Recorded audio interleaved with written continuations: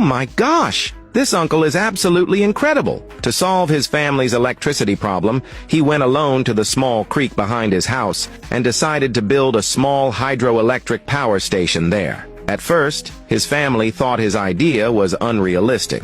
With the poor conditions in the mountains, how could building a power station be that easy? The villagers laughed at him, saying he was just wasting his time, talking big and doing nothing. But the uncle was full of confidence. He said, "I'll do it." He started by preparing cement and bricks, and laid the foundation in the low area of the creek. Then, he laid bricks along the foundation and even buried water pipes between the bricks and kept building upward. Luckily, the uncle had been a mason for many years, so he skillfully used red bricks and cement to build a water dam across the creek. The goal was to raise the water level, using the pressure from the water's drop to generate power, so the generator could keep producing electricity. We can see that the uncle first built a big funnel with red bricks and plastered it with cement to prevent water leakage. On top of the funnel, he placed a round ring structure, coating the edges with cement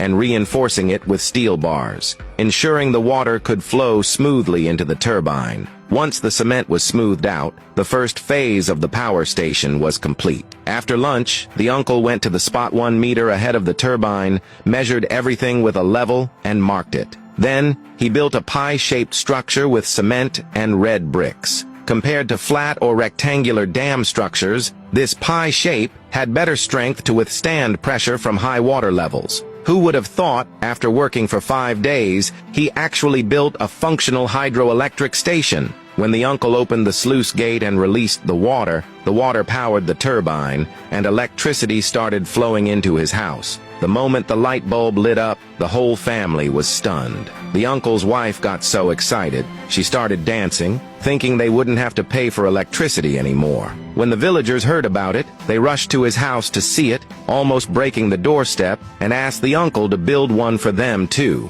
Now, the uncle's skills were recognized by everyone in the village. Next, let's sit back and relax, and slowly get to know the details of how the uncle built the power station. The final result will definitely surprise you and show you just how amazing these skilled folk are. From the video, we can see that to perfect it, the uncle smoothed out the cement on the dam. He also measured the flood outlet and smoothed it after that. When there was a gap in the water flow coming out of the sluice, the uncle placed a template between the dam and the funnel, reinforcing the waterway that leads to the turbine. From his smooth, professional movements, it's clear that the uncle was really confident in his craftsmanship. Once the waterway was finished, the uncle added small red bricks around the funnel and the waterway as barriers. He carefully smeared cement around the edges, connecting the bricks tightly together. This process requires a lot of patience, and most people wouldn't be able to do it. After a whole afternoon of hard work,